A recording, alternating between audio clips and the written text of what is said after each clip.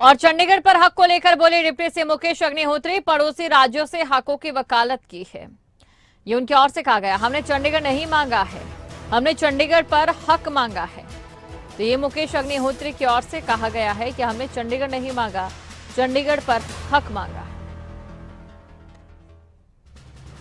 Sir, BBMB और जो चंडीगढ़ में हिस्से की बात हो रही है 7.19% की, उसको लेकर पंजाब हरियाणा से भी रिएक्शन आए। उन्होंने कहा कि बहुत देर हिमाचल ने अपनी मांग उठाने में कर दी है और हिमाचल का कोई हक नहीं बनता है। हिमाचल इस हक को किस तरह से लेगा? नहीं, देखिए, ये मैं तो हमेशा से, जब से मैं राजनीति में हूँ या उससे पहले से, मैं पड़ोसी राज्यों से हमारे हकों की वकालत करता आया हूँ मैं। और इसलिए मैं मानता हूँ कि केंद्र को और राज्यों को हमारे जो हक हैं उनका उदारतापूर्ण निर्वहन करना चाहिए। अब जब पंजाब पुनर्गठन कानून बना, पंजाब पुनर्गठन का हुआ, तो उस समय ये तय हो गया था कि हरियाणा को क्या मिलेगा, पंजाब को क्या मिलेगा, हिमाचल को क्या मिलेगा। हिमाचल को मिला 7.19% हिस्सा। हम कोई सारा चंडीगढ़ थोड़ी नहीं मांग रहे हैं, हम तो ये कह रहे हैं कि उसमें हमारा 7.19% हिस्सा है, वो दे दो। कुछ लोग ऐसी धारणा फैला रहे हैं कि जी हिमाचल ने चंडीगढ़ मांग लिया। हम वैसी बात तो नहीं कर रहे हैं, हम कह रहे हैं उसमें हमारा हक जो है वो हमें दे दो। हमने भी वहाँ पे कोई दफ्तर खोलने होते हैं, हमने भी वहाँ पे हमारे लोग इलाज के लिए जाते हैं, हमारे और भी सुविधाएं हमने अर्जित करनी होती हैं। और खबरें अभी तक पर बोले डिप्टी सीएम मुकेश अग्निहोत्री, प्रदेश सरकार के 6 महीने पूरे हो चुके हैं, हमने आगे बढ़ने को लेकर रोड मैप तैयार कर लिया है, गारंटियां कैसे पूरी करनी है और इस पर काम करना है। हमने कहा था कर्मचारियों को ओल्ड पेंशन देंगे, सत्ताधारी बीजेपी कह रही थी कि ओल्ड पेंशन स्कीम नहीं दी जा सकती, पेंशन की बहुत बड़ी गारंटी हमने लागू कर दी। तमाम बातें उनकी ओर से कही गई है। सर, 6 महीने का कार्यकाल जो है हो चुका है और इस दौरान, क्योंकि कहते हैं कि हनीमून पीरियड जो है ये 6 महीने रहते हैं, आपके पास 4 महत्वपूर्ण विभाग हैं। ट्रांसपोर्ट डिपार्टमेंट की हम बात करते हैं, घाटे का डिपार्टमेंट इसको अमूमन माना जाता है। किस तरह से आगे बढ़ने की कोशिश हुई है? प्रदेश के हालात भी, वित्तीय हालात भी ठीक नहीं है, और ट्रांसपोर्ट की अगर बात करें तो क्या इनिशिएटिव लेने की कोशिश सरकार ने की है? नहीं, देखिए, पहली बात तो ये है कि प्रदेश सरकार के जो 6 महीने हैं वो पूरे हो चुके हैं और honeymoon period is over now. जो शुरुआत में सरकार आती है और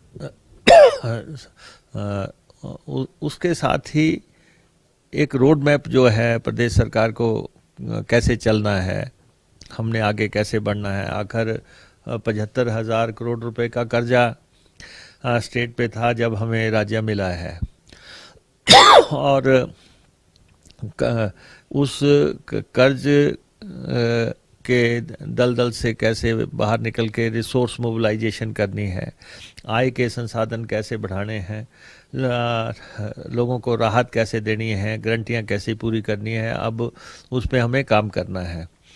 सबसे पहले तो जो सबसे बड़ी हमने गारंटी दी थी प्रदेश के कर्मचारियों को, वो ओपीएस का मसला था, और उसमें पूरा तरह जो है दृष्टिकोण साफ था। हम कह रहे थे कि हम आपको ओपीएस देंगे, और भारतीय जनता पार्टी के उस वक्त के जो लोग थे, जो सत्ता पे काबिज थे, वो ये कह रहे थे कि हम नहीं देंगे और ये दी नहीं जा सकती।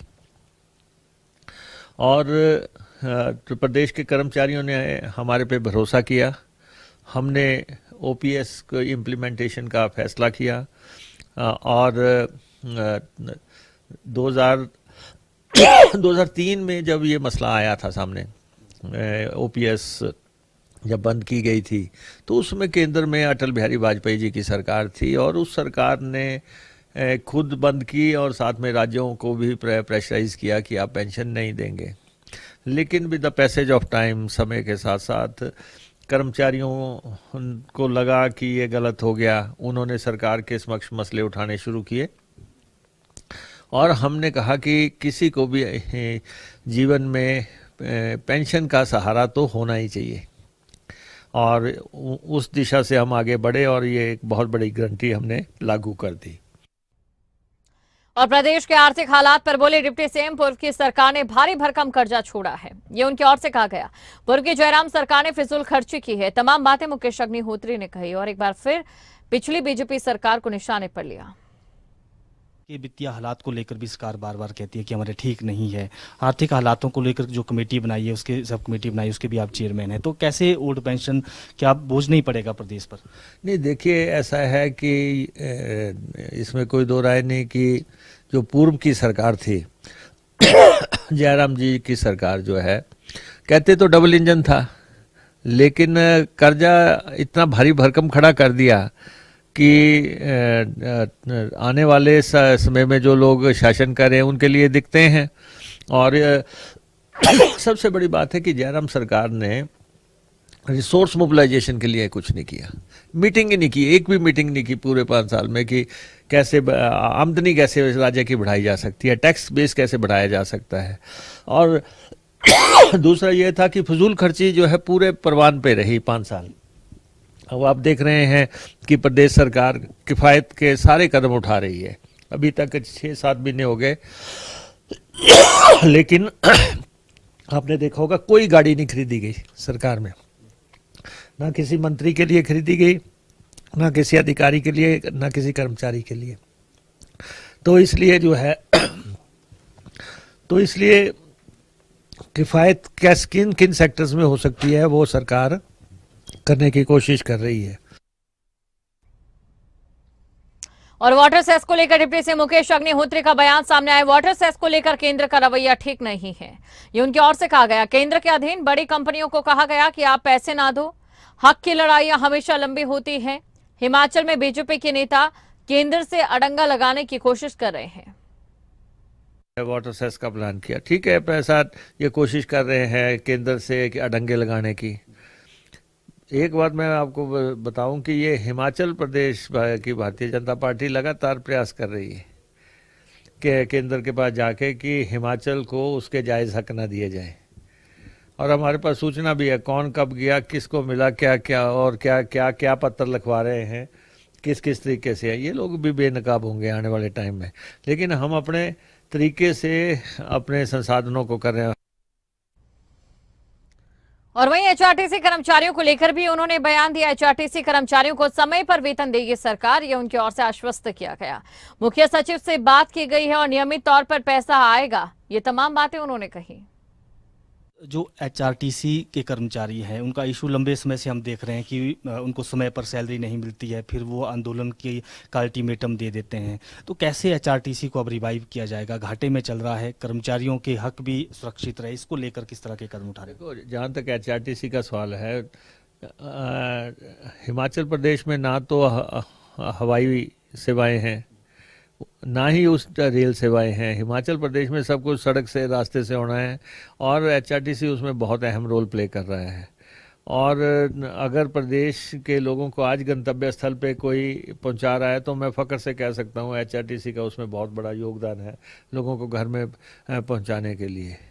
लेकिन एचआरटीसी में भी दिखते हैं कि हमारी आय जो है 65 करोड़ रुपए है, हमारा खर्चा 144 करोड़ रुपए है।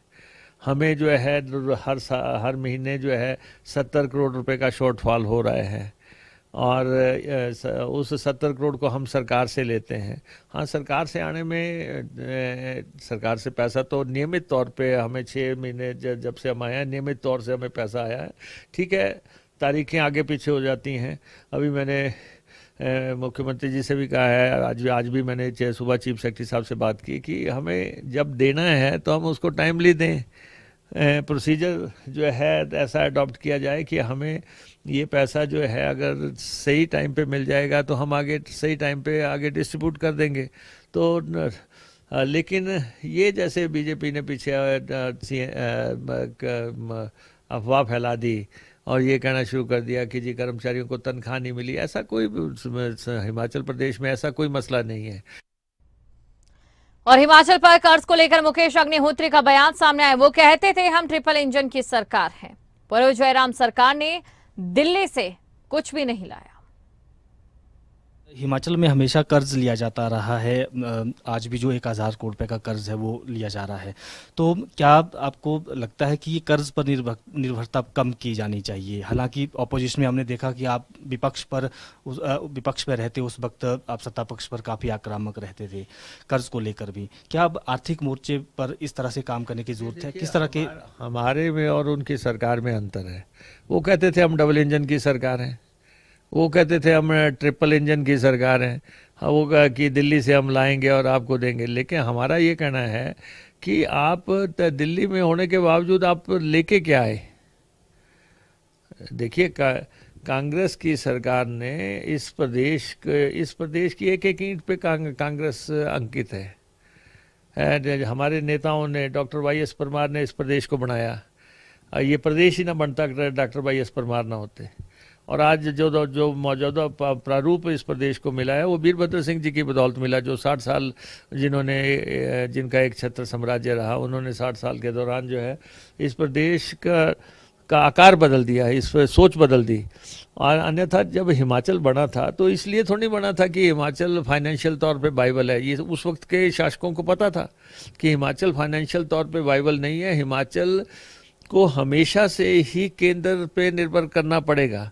और केंद्र उसी हिसाब से पॉलिसी बनी कि 90-10 में आपकी मदद की जाएगी आपको। अब आप देखो, आप कर्ज की सीमा घटा रहे हो, आप फॉरेन फंडिंग की सीमा घटा रहे हो, जीएसटी की कंपनसेशन आप बंद कर रहे हो, प्रोजेक्ट्स की आप मदद नहीं कर रहे हो। तो आप जो है ये केंद्र आखिर हम संघीय ढांचे में काम कर रहे हैं।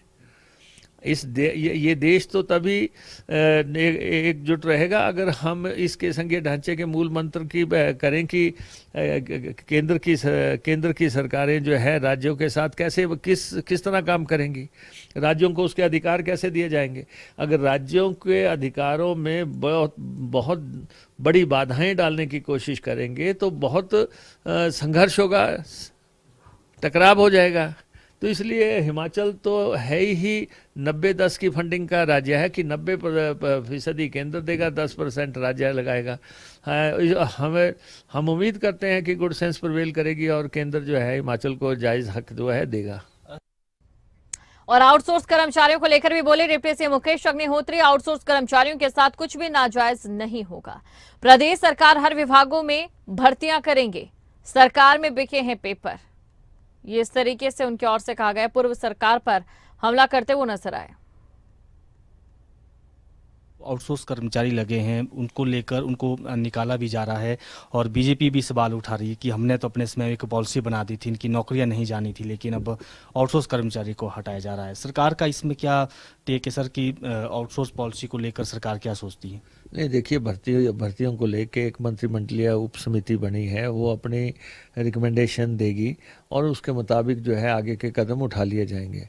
हम किसी से हम जो है नाजायज़ नहीं होने देंगे। जो कुछ भी करना है वो उस कमेटी की रिपोर्ट के बाद काफ़ी कुछ क्रिस्टल क्लियर हो जाएगा। बाकी जहाँ तक आप कहते हैं कि जी भर्तियों की बात की थी, 5 लाख भर्तियों की बात हुई थी, हर साल 1 लाख भर्ती की बात थी। जो भी भर्तियाँ हम करने जा रहे हैं, भर्तियाँ तो होगी, ऐसा तो है नहीं अभी, क्योंकि सबऑर्डिनेट सिलेक्शन बोर्ड में बहुत बड़ी धांधली हो गई थी। इतने पेपर बिके इनके समय में, ये बहुत बड़ा मसला है। ये जो है भारतीय जनता पार्टी इसको अलग स्पिरिट में रख रही है, लेकिन सवाल ये नहीं पैदा होता कि भाई आपके समय में नौकरियां कैसे बिक गई। सबऑर्डिनेट सिलेक्शन बोर्ड भ्रष्टाचार का अड्डा बन गया। पुलिस की भर्तियों में क्या धांधलियां हुई सबऑर्डिनेट सिलेक्शन बोर्ड में। आप देखें कि क्या लगातार निकलते जा रहा है, कितनी FIRs हो गई हैं। हो क्या रहा था?